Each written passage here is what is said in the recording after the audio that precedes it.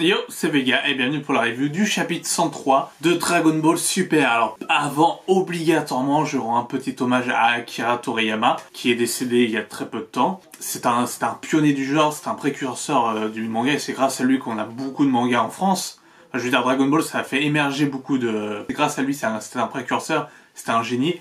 Et Dragon Ball, ça a bercé mon enfance, comme ça a bercé l'enfance de plein de gens. Moi, j'ai connu Dragon Ball, c'était un de mes premiers mangas avec Pokémon et Yu-Gi-Oh! Donc c'était vraiment quelque chose. Donc, un hommage à Akira Toriyama, dont il va pas pouvoir superviser la suite de Dragon Ball Super. Donc, qu'est-ce qu'ils vont faire de la suite de la licence Dragon Ball Super? C'est un peu la question que je suis en train de me poser, parce qu'il y a pas, parce qu'on sent un peu de ce chapitre-là une fin de conclusion. Est-ce que c'est la fin de l'arc super-héros, ce qui est possible en soi, pour démarrer un nouvel arc plus tard, hein, parce que c'était pas un début d'arc ce qu'on a eu là. Et on a eu dans le chapitre 103 une sorte de conclusion. Dernier chapitre, peut-être que Toriyama avait supervisé les prochains chapitres du prochain arc, mais on s'approche vers la fin, vers une sorte d'adieu de Goku. Là, on avait limite un adieu de Goku dans ce chapitre-là. Clairement, c'était un au-revoir de Goku. Donc est-ce qu'on va le revoir en tant que protagoniste principal ou est-ce qu'il va s'écarter parce que Akira Toriyama lui-même est décédé et du coup ils veulent faire ça en impactant le manga, ce qui peut être une bonne idée aussi parce que mettre en avant la Z-Team comme Gohan, Piccolo, Goten et Trunks par exemple, ça peut être très bien aussi. Ça peut être aussi un très bon manga, même si DBS s'orientait vraiment beaucoup autour de Goku et Vegeta. Ça peut être sympa. On a eu un arc sur la Z-Team, donc pourquoi pas. Franchement, pourquoi pas. Ce chapitre était sympa, enfin, c'est tout ce que tout le monde... C'était un chapitre fan service, littéralement, je veux dire. Gohan Beast contre Goku Ultra Instinct, contre Vegeta Super Saiyan Blue Evolution, contre Goten et Trunks, contre Broly...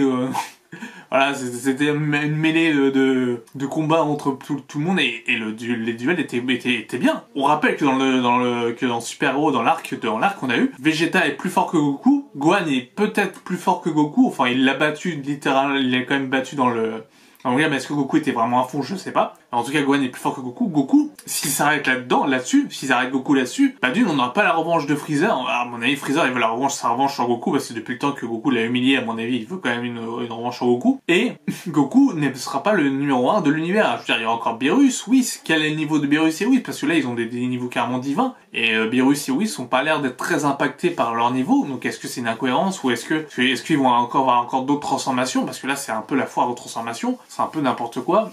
Et la puissance est totalement démesurée. Là, normalement, là, ils doivent péter des planètes à coups de poing, ça doit faire exploser des planètes, etc.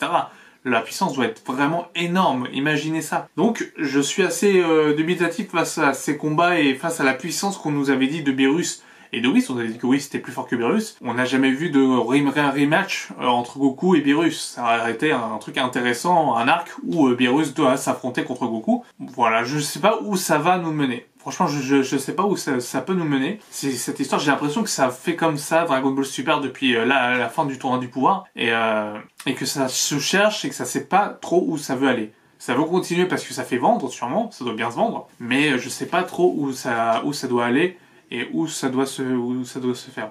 Donc c'est assez compliqué. Mais on accroche quand même, on tient le cap parce que voilà, c'est Dragon Ball, c'est la vie comme dirait le chef Otaku. Il y a beaucoup de choses à faire avec cette licence et on a hâte de savoir ce qu'ils pourront nous pondre dedans dans cette licence. Mais en tout cas, voilà, on a eu un fin d'arc avec la suppression de l'armée du ruban rouge, les transformations à gogo, des combats, un Smash Bros version Dragon Ball. On a eu beaucoup de choses assez sympathiques. C'est un chapitre assez sympathique. Bon, Goku qui ne se souvient pas de qui est Pan. J'ai vu que ça avait fait débat sur X. Je trouve que ils ont raison. Il savait pas qu'il avait Goten à l'époque, donc il avait mis Chi enceinte quand il est mort dans l'arc Cell. Mais s'il l'a pas vu, bon c'est possible qu'il l'ait pas vu, mais il était pas au courant de son existence, il l'avait jamais vu. Mais Pan il l'a déjà vu Pan dans le manga. Parce que dans l'animé, ils se sont déjà vus, même ils volent ensemble. Hein. Je crois qu'à un moment donné, elle vole un peu avec lui, mais etc. Mais là, ils demandent qui est Pan. Sauf que bon, ok, l'animé c'est peut-être pas canon au manga. On va prendre le manga. Mais le manga, est-ce que Goku a déjà vu Pan? Est-ce qu'il a vu la naissance de Pan? Je pense que Goku il est au courant que Pan existe. Ça me paraît assez normal. Donc c'est bizarre.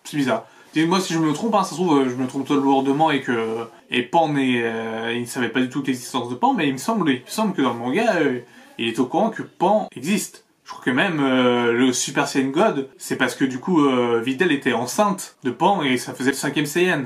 Je dis ça, mais j'ai rien, mais c'est quand même assez bizarre. Ce petit truc me choque un petit peu, même Vegeta qui dit putain mais c'est ta petite fille. Même si Vegeta est au courant, à mon avis, du coup il doit être au courant quand même, Pan. À moins qu'il ait vraiment une mémoire de poisson rouge, mais voilà. Mais voilà, bon, bref, en tout cas c'était un chapitre quand même sympathique. J'ai pas grand chose à dire, c'est pour ça que j'avais pas fait de review sur le chapitre 102 de Dragon Ball Super, parce qu'il y avait pas grand chose à dire. Mais, vu qu'il y a eu le décès de Toriyama, du coup je me vois de faire une petite vidéo hommage à Toriyama aussi pour dire, merci de tout ce que tu nous as apporté dans le manga game, et de tout ce que tu nous continueras à apporter, et de tout ce que tu as légué à la nouvelle génération. Maintenant, Toyotaro, il a la charge de finaliser Dragon Ball Super. Je sais pas s'il il aura d'autres supervisateurs, et je pense que oui, parce qu'un éditeur, ils vont pas le lâcher comme ça. Ils vont pas lâcher Toyotaro dans la nature tout seul. Mais je pense que pour la suite de la licence, comme Dragon Ball Daima, etc., Dragon Ball Daima sera du coup sûrement la dernière chose qu'on verra de Toriyama. Peut-être. En tout cas, Toriyama était quand même impliqué dans Daima, donc on va apprécier Daima à sa juste valeur, et c'est un ponte qui nous a quittés, c'est avec une immense tristesse qu'on vit ça. Donc voilà, c'est à peu près tout ce que j'avais à dire sur le chapitre 103 de Dragon Ball Super et sur Toriyama. Donc merci Toriyama, et on se dit peut-être dans un mois où il y a peut-être une pause. Il y avait une rumeur comme quoi il y aura une pause sur Dragon Ball Super, donc peut-être qu'il y aura une pause, je ne sais pas. Sur ce, portez-vous bien, je vous dis à une prochaine, ciao ciao.